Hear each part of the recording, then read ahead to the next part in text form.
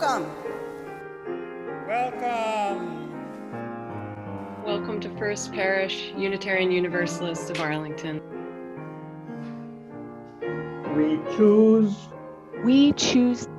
We choose to be A liberal religious community. Welcoming. Welcoming to all. We encourage each other on our spiritual journeys. Support one another.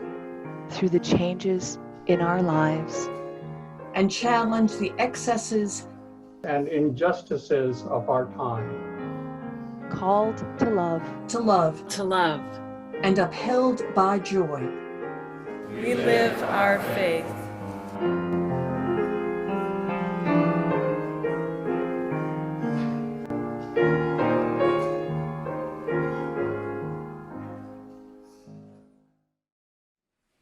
Well, good morning. I want to tell you a story about someone who something happened to them 120 years ago. 120 years ago. So that's a pretty long time. 120 years ago, a little girl fell in love with the universe. She felt her heart leap with joy when she learned something new about the universe, like the stars up in the sky.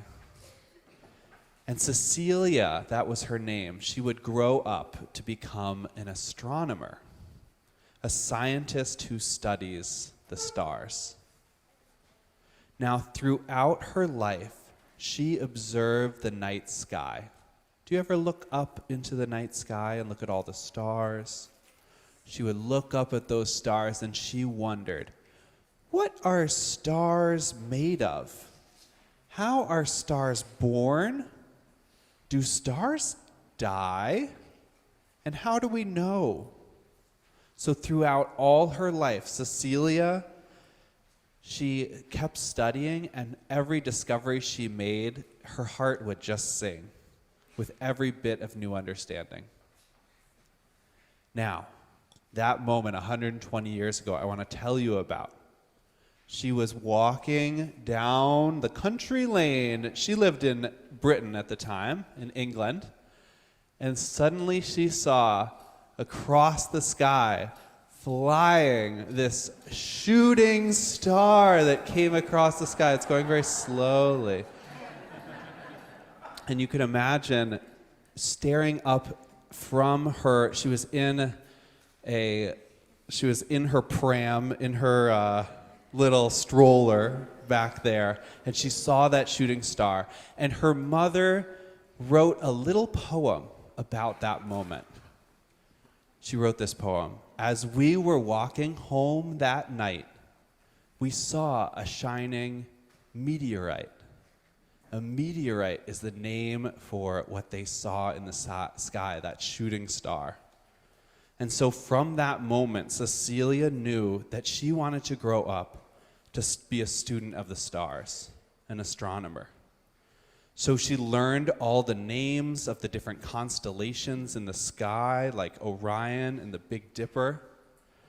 And she really noticed things. By age 12, she was studying math and getting really good at measuring things. Now, when she was a teenager, Cecilia, however, there was very few adults that wanted to let her, as a young woman, become a scientist. But she was persistent. She taught herself science at school, and in her home library, she took the 2 books that were about science and she studied them. And she even learned all the chemical elements that exist in the world, all the things that things are made up of. Is on the periodic table, exactly. And she used to also study plants in the world. So she would go into she had her little desk laboratory, which she called her chapel. And she would have a little worship service studying those plants. Now, later in her life, Cecilia went to college to study those plants because that was what was allowed for a woman to study at the time there in England. And then she attended this talk that someone was giving about this big eclipse that had happened. And she learned something new about the stars that blew her mind.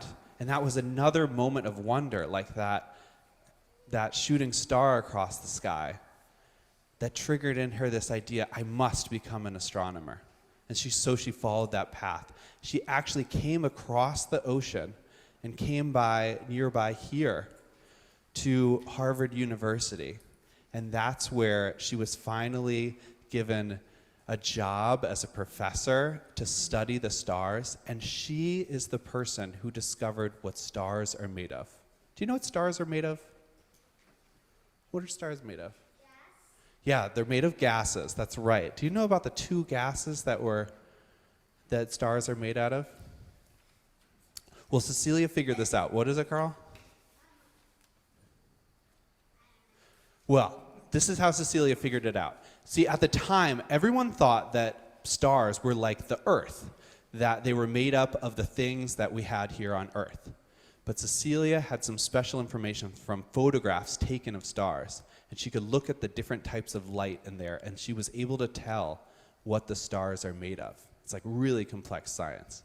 And she was able to tell that stars are made of hydrogen and helium, two gases that exist in the universe.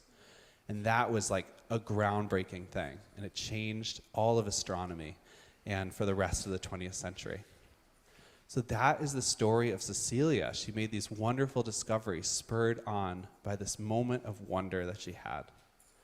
Today, we're going to be thinking about our own moments of wonder. So I want you to think back. It doesn't have to be with the stars or nature, but think about those moments in your life that you really treasure and hold on to, that can inspire you, that can make your heart say, wow. There is a spirit that moves within us and among us. We cannot see it or touch it. It is more like a feeling, like love. Some people call that spirit God or spirit of life. There are many names. Some think of that spirit as conscience. When we pray and worship together, we turn our attention to that spirit, and we remember those things we are grateful for, those things we are yearning for. And so in this room, a spoken prayer and a silent prayer is offered every Sunday. Sometimes an ordained minister, and sometimes a volunteer worship associate offers the words of prayer. Today, especially since children are among us, I invite you, as we pray, to make a gesture. And I'd like to ask one of the children, where is your heart? Someone answer that for me. Where is your heart?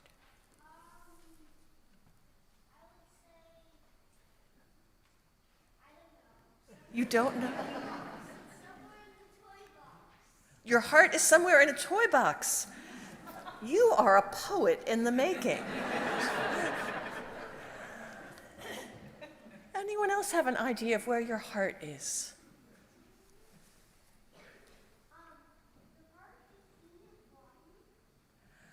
I can't hear you. In your body. It's right here. It's on your left side by your chest, under your chest, right here. And sometimes you can even feel it beating.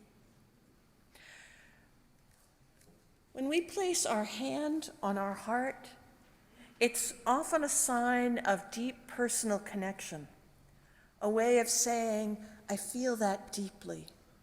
I often find myself doing that after the choir has sung.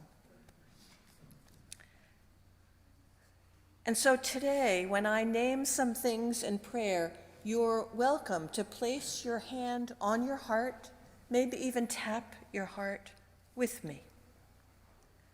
So please now join me in prayer. Gracious God, Spirit of life and love, which we glimpse in the falling of snow and the twinkling of an eye, we are moving amidst so very much uncertainty. We think of those living among us who are undocumented and so very afraid,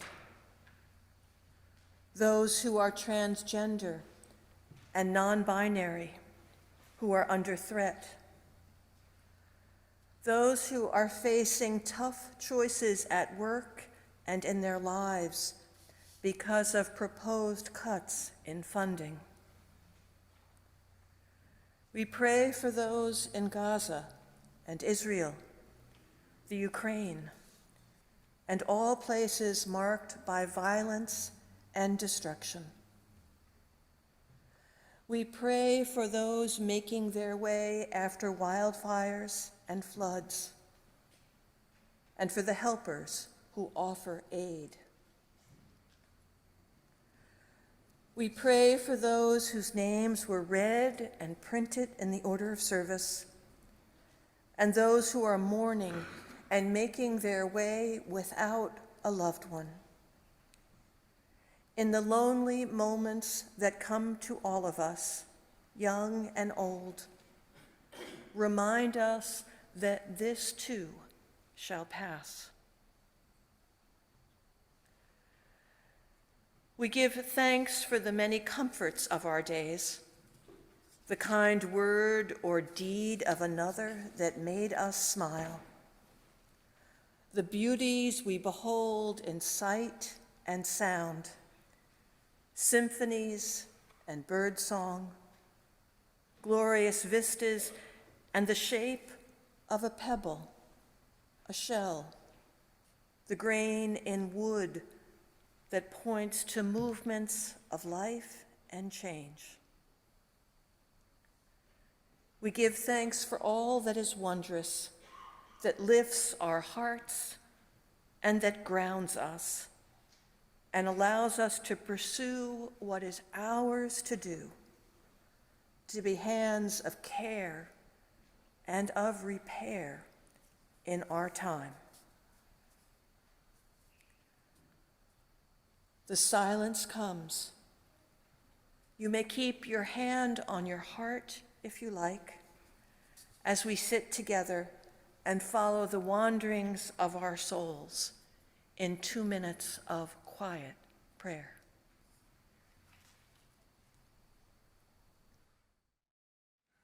Our story today spoke of a moment of wonder that Cecilia Payne-Gaposchkin had early in her life. You remember that meteorite? It sent her on a search for truth and meaning. That moment sent her on a search. I imagine those meteorite moments are like the core memories in the movie Inside Out. Can you raise your hand if you've seen the movie Inside Out? Okay, we have a lot of, but I want to explain because it's not all of us. It's a story about a girl named Riley who's moving from Minnesota to San Francisco. And the story is told from the perspective of the personified emotions within her: sadness, anger, disgust, and joy. In that imagined internal world, it imagines that we each have core memories that make up a part of ourselves, our very islands of personality, as they put it.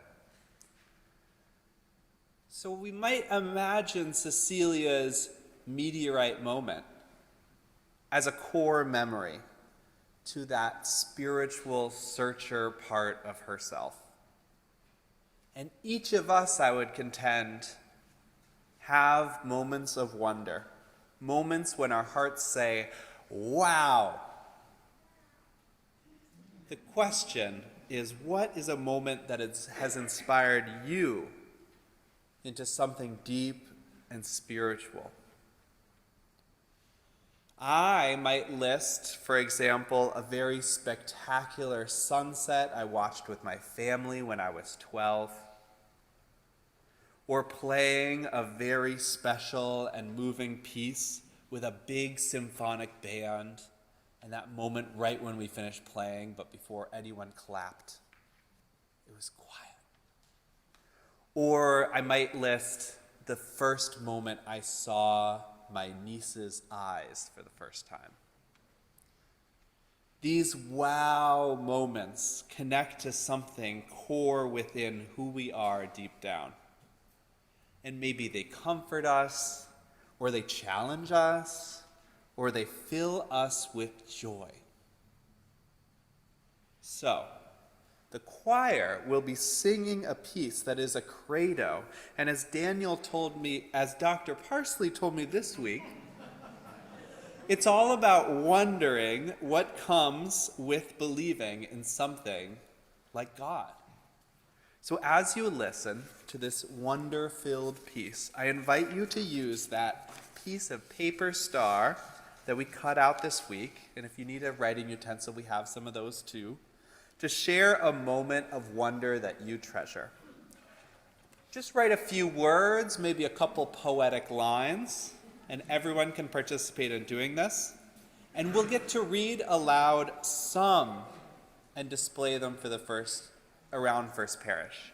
If you are zooming in online before we begin, please plan to put your moments of wonder into the chat, and we'll write them onto stars and display them likewise.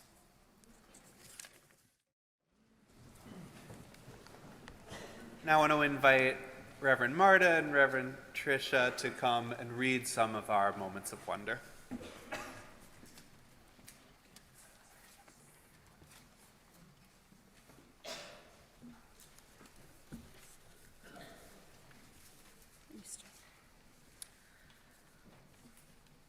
Moments of wonder, the largest, most gorgeous moon I have ever seen. Watching Venus in the evening sky. Sunlight through the ice. My teens' kind words towards others from their hospital bed earlier this week.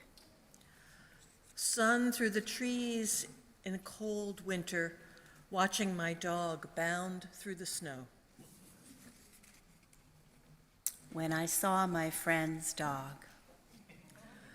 My mother's warmth in so many ways as I held her asleep, her laughter, her care. Listening to We Shall Overcome, sung by the youth of the Boston Children's Chorus. Every time I have sung with an orchestra. My kids' questions. Walking through an old-growth forest in California, completely alone. No talking, no sounds other than the wind, leaves, critters rustling, rays of light breaking through, and a sense of amazing oneness.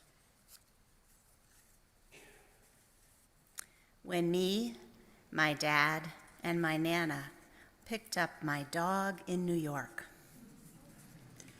Beethoven's Ninth. Resting on a dune by the sea at night, watching shooting stars plunge into the ocean. Lying on a beach with my daughter and grandson and watching meteor showers. The feeling of my newborn daughter's cheek on my cheek immediately after she was born. When I first scored a goal in soccer.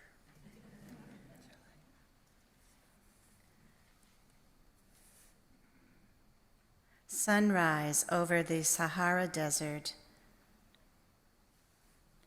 on a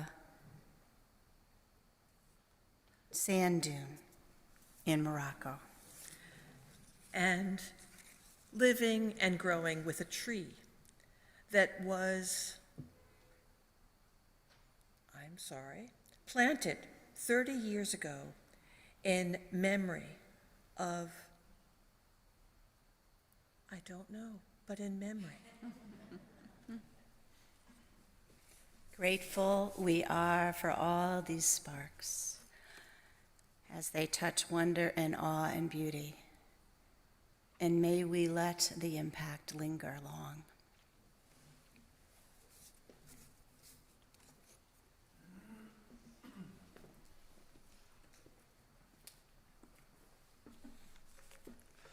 Would you join me in just saying, wow, wow.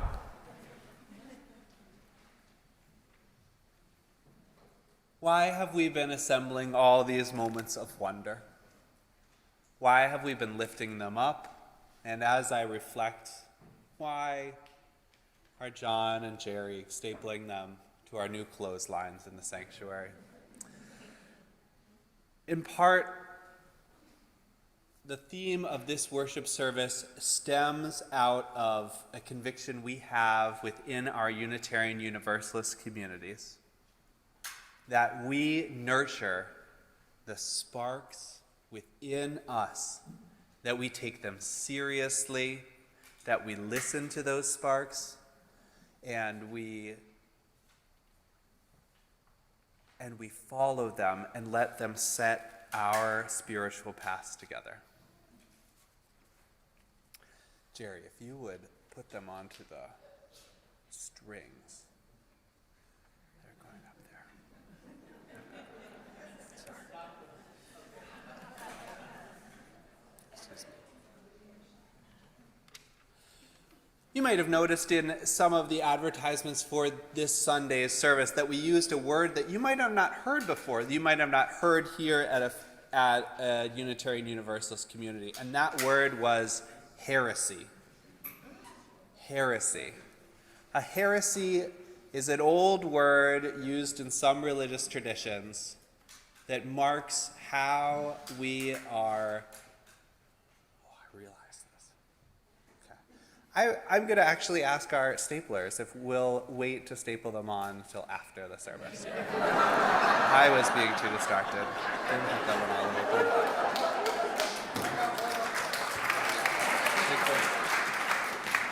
So rest no doubt.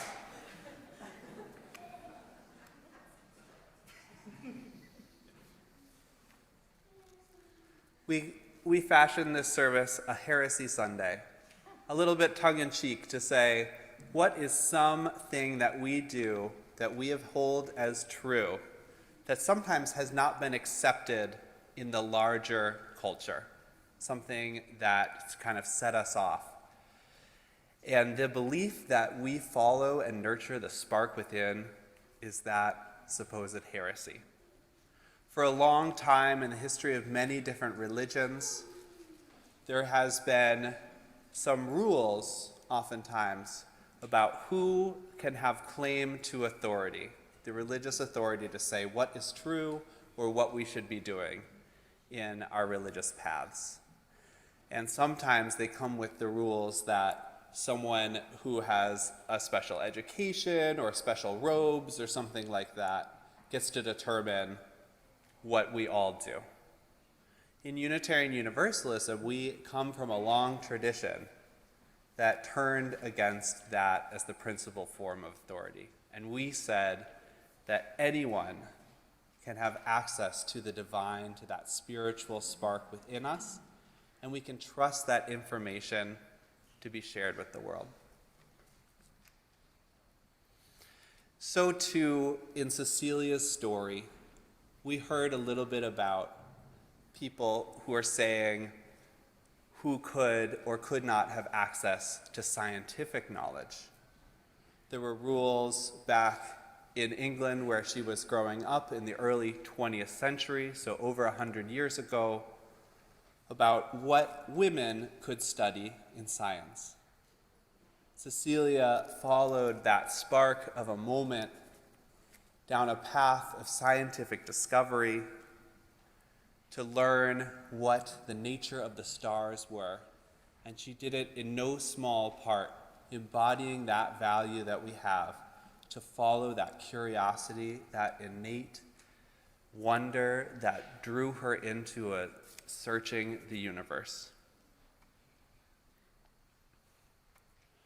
Within our Unitarian Universalist tradition, we have championed that right to rely on the transcendent experience of wonder that we, as we heard, take in from the universe, from music, from art, from being together, for struggling for justice, all those moments of wonder that we named here. We lift those up. We say they are core. They are like the spiritual texts that we learn to reflect on and follow. There's a very famous story about a minister over 150 or 175 years ago, whose name you might remember, Ralph Waldo Emerson. He was a minister around here. And he gave once this speech that is very famous in the nerdy Unitarian Universalist histories that I know. But there was one time when he criticized another preacher who was in the pulpit on a day when the snow was snowing so hard outside. And outside the windows, this giant blizzard was rocking outside of the sanctuary, and the windows were clattering, and everything was in turmoil outside. And he said, that minister didn't say anything about what was going on outside, and he just kept on with what he was supposed to say. And Ralph Waldo Emerson challenged fellow Unitarians at the time, his fellow ministers at the time, to take in this wonder, this experience of the spiritual presence, the divine that can exist in nature, and bring it into ourselves. So too we carry on this tradition, especially of our wonderment coming from nature. But there's a few more lessons I want to lift up from Cecilia's story that she shares with us. These are Cecilia's words about those moments of wonder that drew her on. She wrote about a moment of discovery. For the first time, I knew the leaping of the heart, the sudden enlightenment that was to become my passion. These moments are rare, and they come without warning, and on days to be marked with a white stone, which is a turn of phrase that means a lucky day. They are an ineffable reward of whoever scans the face of nature. It was part of Cecilia's deep understanding of her own scientific pursuits that this wonder was turning towards an experience of what she understood as the divine. But Cecilia went on. She reckoned with the fact that each of the discoveries she made throughout her career, all those things she learned about the nature of the stars, they had depended upon other people. None of those revelations were original to herself. If she was discovering something new about the light spectrum of a faraway star cluster, she knew that some other scientist had come before her to make that moment possible. So too, I heard in so many of our moments of wonder, realizations that we were with other people, that people made those moments of wonder possible. I think that's part of the negotiation of wonder that we experience. It's not a solitary endeavor. Lastly, I want to note that that moment of the meteorite that set her on her journey was just one moment that she had. So too, you might tend, as you tend your curiosity for the world, for taking in nature or art or being with other people in community, as you turn on the welcome in your heart for these moments of wonder, you might be visited by more and more moments of wonder. Just as Cecilia didn't just see a meteorite, she also identified an orchid plant in her backyard when she was 12, and that spurred on her interest for botany. And then later on, she learned about that eclipse and the theory of relativity that she said she wasn't able to sleep for 3 days. So too, her life was dotted with these moments of wonder, almost as if a constellation to shape who she was and what was calling her deepest within her to that which is beyond ourselves. My coda to this Cecilia's story and the story we might learn from her is this. Cecilia came to Harvard University, as you might know, became one of the first woman professor and the first professor of astronomy there at Harvard University, the first department chair. She was a trailblazer. And amidst all of that, you know what she did on Sunday mornings? She went down the road to First Parish Unitarian Universalist of Lexington, and she taught Sunday school. She taught Sunday school for grade 3 through 5, and she brought that same commitment to wonder and curiosity to all the children's lives she touched. She took it upon herself not just to cultivate her own sense of wonder, but to pass it on and to bring it into the lives of others. May we follow the model of Cecilia's life. May we hold tenderly the moments of wonder that we treasure for ourselves and also hear from being in community with others, and make more clear our spiritual journeys together.